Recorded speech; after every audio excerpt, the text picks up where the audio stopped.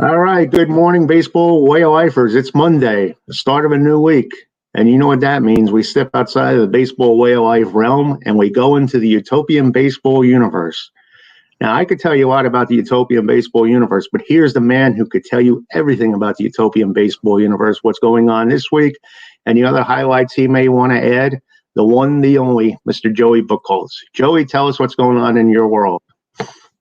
Hey, Stan, thanks for having me. It's always fun to be on the Baseball Away Life podcast. A lot of great things happening in the universe this week. I want to start to talk briefly about what happened yesterday. We had two really unique happenings in the Utopian yesterday. Larry Boa hit for the cycle for the Phillies. He's not even the everyday starter at shortstop for the Phillies. It's usually Jimmy Rollins, but Boa got a start yesterday against these Orioles. And double, triple, homer, single. He's got the second cycle of the year in the Utopian. Alan Trammell did it earlier in the season. Actually, three things happened yesterday. Pete Rose hit 3 home runs against the Pirates in a 14-3 win as the Reds swept the Pirates in Pittsburgh. Pirates were, for about 2 months, the top team in the universe, and they've just lost 5 straight. They're a third-place team now. Doesn't that sound familiar? And yesterday in Kansas City, a game ended on a triple play. Alcides Escobar, the Marlins are beating the Royals 5-4 in the ninth. Rob Nen walked the first batter. The second batter reached on a single, and Alcides Escobar on a 2-2 count hit a 5-4-3 triple play to end the game. So we had a crazy Sunday yesterday. Today we've got 10 games on the docket for a Monday, all divisional games for the next couple weeks for about 10 days or so. But one matchup I think you'd be interested in seeing tomorrow, Red Sox at Fenway Park, Tom Seaver versus Smokey Joe Wood. That's going to happen tomorrow. And then also tomorrow, Bob Gibson versus J.R. Richard in Houston. So we got a lot of fun stuff. I've got a trivia championship next Monday night at 8 o'clock. So 6 of the members of the Utopian Baseball Universe are competing for a $50 gift card. Basically, it's 9 innings of trivia. Each participant will get 1 question each inning, and whoever has the most correct answers at the end of 9 innings will win that gift card. So a lot of fun stuff happening. I've been uploading custom baseball cards. We have a 1,200 card set that's pretty much done, but I'm uploading about 50 a week or so. We're at about card number 730 right now or so. So a lot of fun stuff happening. We're 114 games in. We've got 42 games left before the big postseason push. That's great, and I'm really looking forward to the trivia contest. And I know I picked one of the who I thought would win one of your contests, and I was wrong. I'm going to predict Madison McIntyre. That's his name, Madison McIntyre. Is that his name? Oh, yeah. And I usually don't reveal my sources for my final baseball Jeopardy, and I don't like to reveal my sources for my trivia question. But I'm going to open up and tell you that on occasion, I go into Madison's book and I lift one of his trivia facts as one of my trivia questions. And how he got all that information, I'll never know. And that's why he writes trivia books and I don't. And that's why I am setting the odds for this contest. And I have him as the prohibitive favorite to win the contest.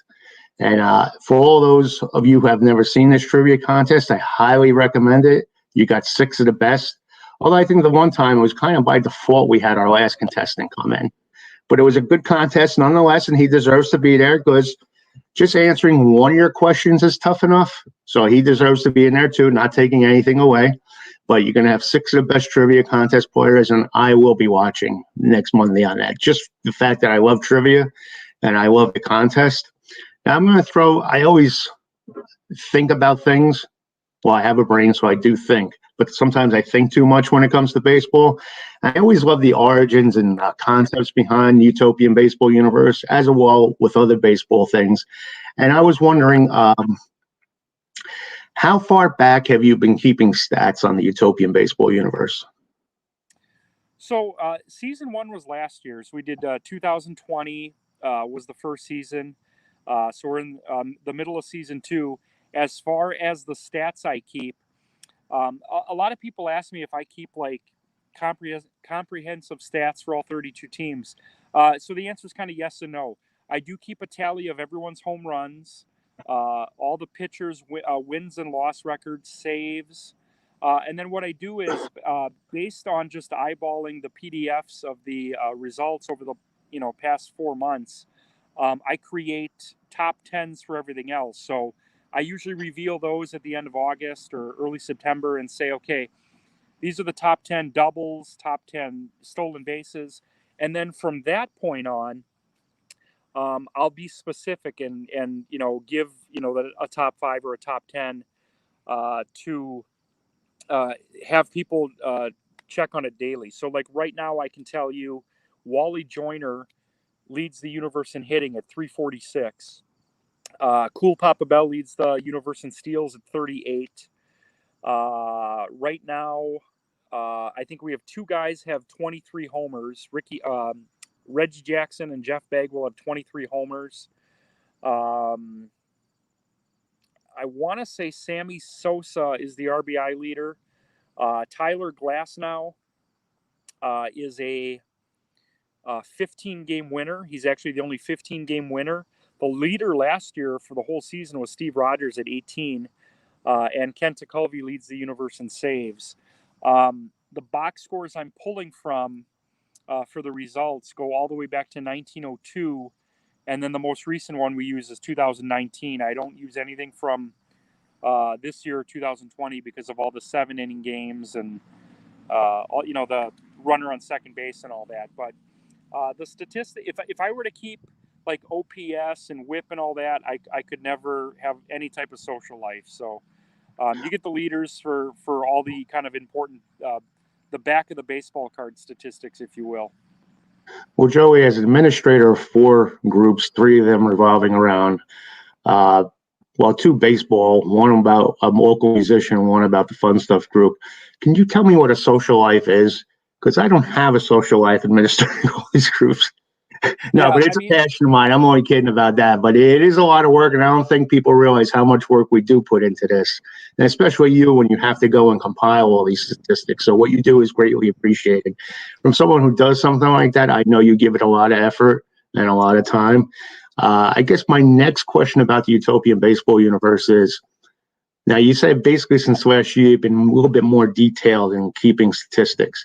Do you have all-time leaders, like all-time home run leaders, all-time win leaders, et cetera, or you just do it basically season by season? Well, so what I'll probably end up doing, because I gotta find something to do in the off season as it relates to the Utopian. Like I've built the 2022 schedule. We'll reveal that in November. I will create all-time leaders for the couple of statistics that I keep. So like home runs. I know Hank Aaron hit 38 last year. He's got, I believe, 21 this year. So, at the end of this year, if you were to end with those numbers, I would say Henry Aaron has, 755 Major League homers, 59 Utopian homers. But again, we're only going to keep that for, a handful of statistics, or else I'd never be able to leave the house. Homers, wins-loss record, saves. For everything else, we're just going to kind of mark time with like leaders. So like Hank Greenberg led the universe in RBIs last year. If it ends up being Sosa this year, we'll just honor that by saying, Hank Greenberg was RBI champion in 20, Sosa in 21. But it's going to be almost impossible to keep like cumulative stats for everything, just because the rosters are going to be fluid. Guys like Henry Aaron and, Babe Ruth, Willie Mays, they're going to be on rosters forever. But last year, for example, on the Giants, I had 3 first basemen. I had McCovey, Will Clark, and Bill Terry. And I decided I only want 2 at each position this year. So Bill Terry's not on a roster, but I'd like to bring him back at some point. He was a player manager, so maybe I bring him back in place of one of those 2 guys. And always try to keep the rosters fresh. So it's going to be hard to keep those running stats throughout, but I will do it for homers for sure, and we'll try to keep a running total on that throughout the years. That's good. Now, do you have postseason awards like MVP, Cy Young, that type of thing, or would that be something you would consider if you don't? Yeah, so last year we had I believe I even did it as a poll. I said, here's the top 5 players of the universe. Now, if memory serves me, those 5 players last year were Henry Aaron, Jimmy Fox, Hank Greenberg, Cody Bellinger, and maybe Ty Cobb. Ty Cobb won the batting title, coincidentally, last year. Henry Aaron ended up being the most valuable player last year, which was well deserved. The Braves won the Utopian Baseball Universe championship. For pitcher last year, it was, I think, the top 5 that people had to vote for were Jack Morris, Steve Rogers, Smokey Joe Wood. I forget who the other 2 are, but for this year, as we get closer to September, we'll start revealing like a top 10 that people will have to vote on. So I was looking at stats last night. Barry Bonds, love him or hate him, he's having a monster year for the Giants. He actually became a 2020 man recently. He's the only 2020 man right now in the universe. I know Christian Yelich did it last year. I think Mike Trout did it last year. Sosa's having a big year for the Cubs, but they're a 7th place team. Jeff Bagwell's having a great year for the Astros, but again, a 7th place team. So I don't just look at the stats. I look at, what their true value is within the universe as far as, gaining a postseason or being a contender. It doesn't mean you have to be a postseason team, but it's certainly going to help. For pitching this year, Tyler Glasnow is having a monster year, 15-4. Jose Rio for the Reds is 13-2. Juan Guzman for the Blue Jays, I think his record's like 11-3. So again, as we get closer to September, the universe is going to have a say in who contends for some of these postseason awards. Oh, great. Now, as one who won the Major League Baseball schedule comes out for the Mets, one of the things I always do is A, look for the team I want to see on the schedule, and B, promotionals. Like bobbleheads are so huge at Citi Field, it's crazy. Do you have promotional dates in the Utopian Baseball Universe? And if you do, and I can't make one of those games, could you save me a bobblehead from one of these players? That's a great question. Actually, last year, I spent a lot of time creating an actual promotional schedule for all 32 teams. And it was not necessarily bobbleheads, but like commemorative figures. And I actually made some custom tickets that would show like what the figure would look like. And we did that for all 32 teams. This year, I spent a little less time on that. And it's more improvisational. Like if I'm doing an Xbox game, from Seattle. Actually, Stan, give me a second. It just started raining here in Grafton, so. All right, I'll entertain folks with a Met highlight film till you come back. We'll show the 2015 Met highlight film till you come back. Show us This Week in Baseball with Mel Allen. That's what they used to show me as a kid. From 1978. We'll show one of the episodes from May of 1978. That's great. Yeah, give me just like a second here. It really started to come down too. It's not like a little drizzle. So I'll get settled. Actually, I don't want to wake anyone up. It's like 7:45 here. All right. So for promotional, I just kind of improvise when I do like an Xbox game. So like a couple weeks ago, I was doing a game from Seattle, and one of our contributors, it's a big Seattle Mariners fan, is Curtis Pitcher. And in the middle of the game, in like the 3rd inning, I'm like, it's Curtis Pitcher bobblehead night here. And he just so happened, I think he was watching it. And he may have even messaged me, and he's like, yeah, send me one of those bad boys. But usually what I'll do is I'll just drop a name of someone in the universe. So instead of like, Eddie Murray bobblehead night, I'll say it's Bonnie Holmes bobblehead night. And, then I'll just say, hey, go to about minute 8 in the Baltimore game stream I just did, and let me know what you think of that promotional item. So I'll probably spend more time doing it next year.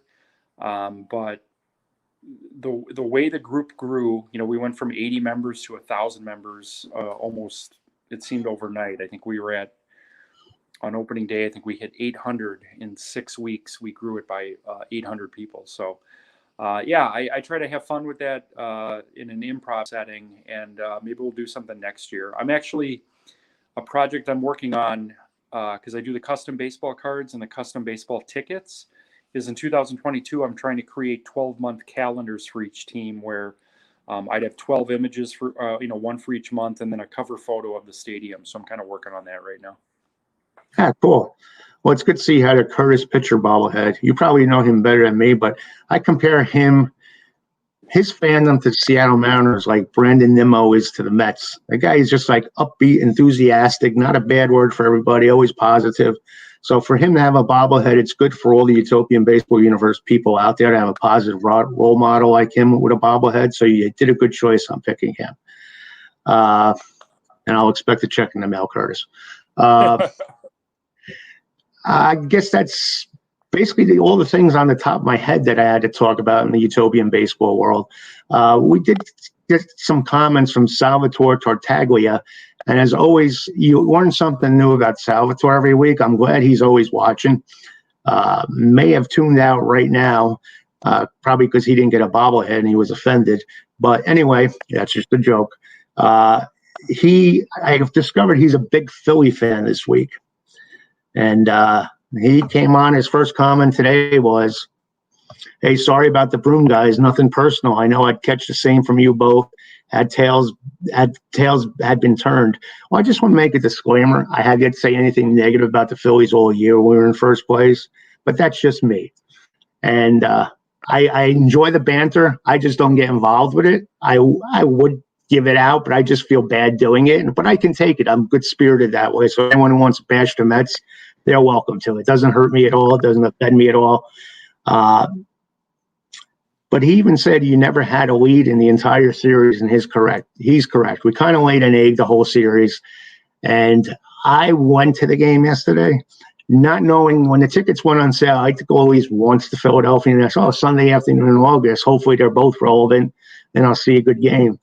I went to the ballpark yesterday. I didn't even know they were retiring Roy Halladay's a big thing in Philadelphia yesterday. So it was pleasurable to see that. But the one thing I will say is I went undercover just wearing regular civilian wear. They don't want to bring attention to myself as a Met fan because you have to own up to it when the Mets are losing. They'll razz you and they'll jazz you. Some get a little offensive, and you have to be on the defensive. But I didn't have any problems. So basically, because I wasn't wearing Met garb.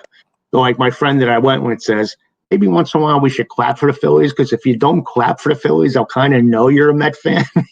Why isn't this guy clapping? Yeah, that may be even worse than actually wearing the Met colors, pretending you're not a Met fan and being a Met fan there.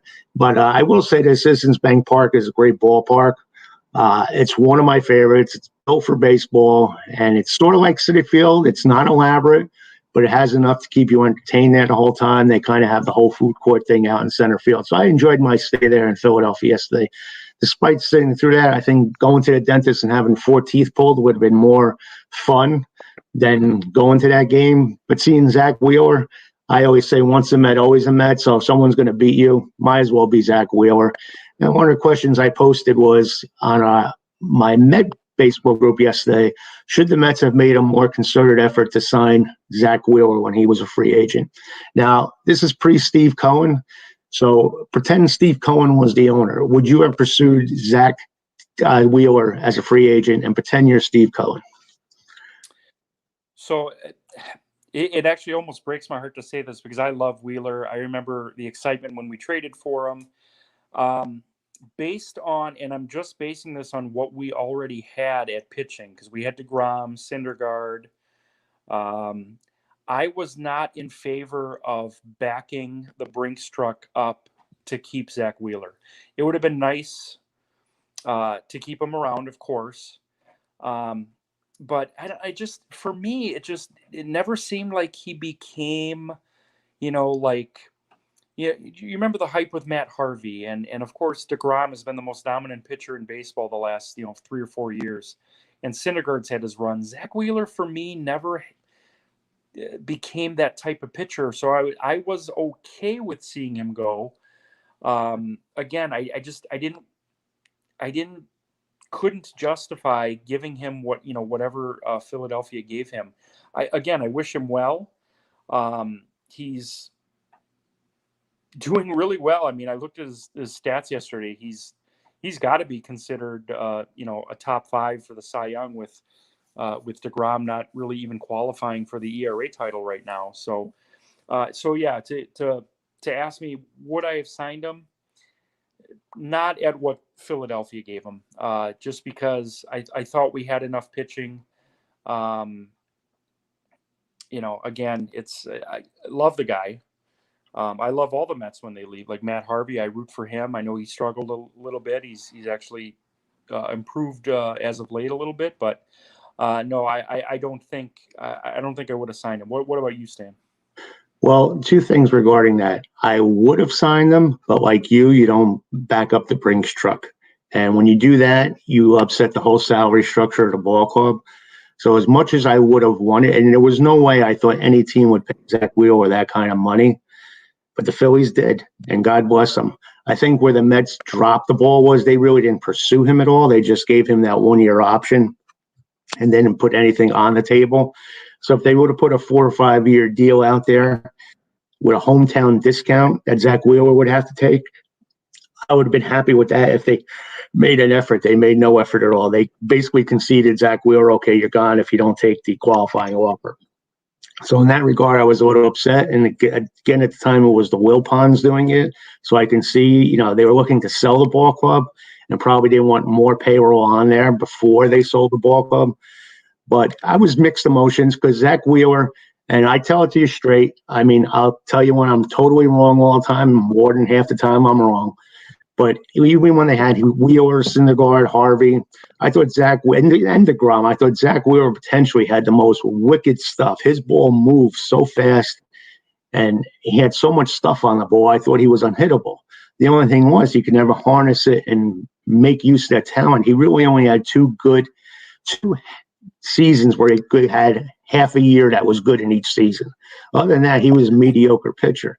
So based on his track record, to me, he wasn't worth the money. But I also saw the upside and potential. But every ball player has potential when they get to the major league. Sort of like Michael Conforto. A few years ago, I thought he was going to be as good, if not better, than Aaron Judge, just due to the fact that he was more of a pure hitter. But it's getting to the point now with Conforto is, what have you shown me in the last 5 years? Is he going to be worth it? Are you going to pay him over $100 million to be an outfielder when outfielders are somewhat replaceable? So I think we're coming into that same situation with Michael Conforto. He can go to another American League club where there's no pressure on him, because I think pressure has a lot to do with him right now because he's playing for that contract and playing for New York. So if he goes to, say, I don't know, whoever, Cincinnati, in that ballpark where he can hit like crazy, he could have that 30 home run year, 100 RBI, 280 season. But will he have done that with the Mets? And based on what he's done the last 5 years, can he do that? Is he worth the contract with the Mets where you're going to lay out money for the next 5 years? And that's how I felt about Wheeler, too, was mixed emotions. I wasn't upset when he signed with Philly. I just wish they would have given more consideration to sign him. And it was kind of like, okay, he's a write-off at this point. So that's what hurts. And what hurts even more is having to go to Philadelphia and watch this guy pitch the game of his life against us. And when you're a division opponent like that, that's kind of tough when he comes back to haunt you like that. But I can accept anything. So I really am indifferent as to whether or not they should have signed him. It would have been nice this year if they had him, but you can't predict the future. So at the time, I said, oh, well, we move on. I thought we were deep enough in pitching. And we got Carrasco for basically a throw-in on that Lindor deal. I think the Mets just wanted to inherit Lindor's contract and sign him as a rental. We got Carrasco in that deal, so he kind of made up the difference, but we didn't expect him to get hurt. Now, the same decision is going to come to Javi Baez, and I'll ask you this question, and I know you have things to do, too, around for a while. Just one last thought on Javi Baez. Do you sign him at the end of the year? And will he upset the salary structure of the Mets? So, and I've actually said this on my own show as well. I'm not the biggest Javi Baez fan. I think he strikes out way too much. But then, right. On his debut, he hit a homer, and I think they may even won 2 or 3 in that first series. I don't know. Like, again, it's gonna depend on that figure. I can't justify giving a player like Baez like $250 million. I understand he's best friends with Francisco Lindor, and if you want to keep him happy, that's one thing. But we got a second baseman, Jeff McNeil. I think is a great ball player, and I think if you bring in Baez, he's going to play second. Then you move McNeil to third. Then you're out of the running for any of these free agents that play third. Let's put it this way, Stan. I won't be disappointed if they don't keep Baez, but he can be electric at times. I mean, just look at the numbers: 23 homers, 60 RBIs. But we're talking about a poor defender that strikes out a lot.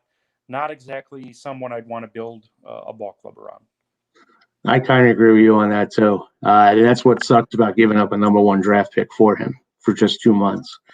And I think Pete Alonso falls into that category. When he's hot, he's great, but sometimes he leaves a lot of guys stranded up at the plate. So he could be a little bit more productive. He reminds me of Javi Baez in that regard. When he's great, you love watching him play, but he can hurt you too sometimes too. But getting back to Baez, I think the rumor is if they do sign him, they may keep McNeil at second base and Baez at third. Because of the fact that they think he's doing well with Lindor, and that's his best position, period. So that kind of gives me an inkling. They're more sold on McNeil as a second baseman, which to me makes Baez even more expendable at the end of the offseason. So we'll see what happens. But I hope that catches everybody up with the Utopian Baseball Universe. As always, Joey, you entertain us all with your daily YouTube cast. And it's always good to catch up on Monday and see what's coming up. As always, I love talking baseball with you. It seems like we always get sidetracked on the Mets. I wonder why. But anyway. I like it. Yeah, we could talk Brewers one time. I know you're by that way. You're Brewers and Mets, so you can feel free to talk about the Brewers. That's food for thought on next Monday. And for those of you who can't get enough of us, and I think Salvatore Tartaglia is one of those people, he can actually see us on Friday when Joey leads in with his daily update. And then you can just tune out at that point, or you can watch me and Joey talk whatever's on our baseball mind again Friday on the Utopian Baseball Universe. Is that called the Cafe in the Morning? Is that the official name for that? Yeah, so the morning show, I usually do Monday through Fridays at 7 a.m., but on Fridays we got Stan Phillips at 7:30. It's the Utopian Cafe. We give updates on the Utopian Baseball Universe. We talk Major League Baseball, but we also talk about what's ever topical. So like if there's a new restaurant in Grafton that I love, I'm going to talk about that. If my fantasy football team's doing well, I'm going to talk about that. So that's not to interrupt you, but that's it. Let's make it. It doesn't always have to be about the Mets and their misery. We can talk about anything. It's open forum. It could be almost like a variety show if you want. I can sing, I can dance, whatever you want me to do. But that's good. We don't always have to be restricted and be straight-laced. We can have fun with this too, but we should always talk baseball first and foremost. But I'm looking forward to that. And if you can't watch it live on Friday, all of Joey's YouTube casts are on YouTube, and they're all archived there. So subscribe to his YouTube list. YouTube channel, I should say, not YouTube list, his YouTube channel, and you'll be able to watch everything, including these that we do every Friday. And for you baseball way of lifers out there, same thing. Subscribe, and everything is archived there for you, and you see Joey come on once a week. So as always, Joey, it's been a pleasure. Do you have any concluding thoughts? No, let's let's get the Mets back on track. I believe they start a series with the Nationals. Let's try to get a sweep against the Nationals before the really tough games happen, where I think we host the Dodgers and then go to San Francisco. So not giving up on the season. Let's go Mets, and let's figure this out. We'll do it. We'll take it one day at a time. And folks, we'll see you Friday, and as always on Monday too. So thanks for watching, and Joey, take care of yourself. Have a good day, and we'll talk soon. All right, thanks, Stan. We'll see you Friday. All right, take care, everyone.